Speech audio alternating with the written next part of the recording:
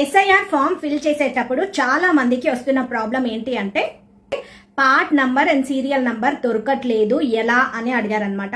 Okay, చాలా ఈజీగా అయితే మనం అది తెలుసుకోవచ్చు, part and serial number.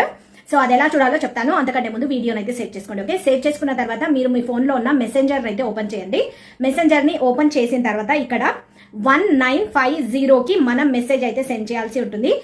So ఇక్కడ మెసేజ్ లో క్యాపిటల్ లెటర్స్ లో ECI అని రాసి మీ ఎపిక్ నంబర్ అంటే ఓటర్ ఐడి నంబర్ ని ఎంటర్ చేయండి. ఓకే, ఎంటర్ చేసిన తర్వాత సెండ్ చేసేయండి. సెండ్ చేసిన తర్వాత మీకు ఇలాంటి మెసేజ్ అయితే వస్తుంది.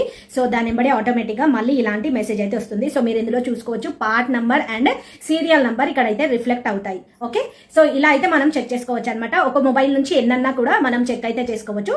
ఇంకేమైనా డౌట్స్ ఉంటే కామెంట్ సెక్షన్ లో అయితే కామెంట్ చేయండి. సో మరిన్ని వీడియోస్ కోసం ఏ పని అయితే ఫాలో అవ్వండి.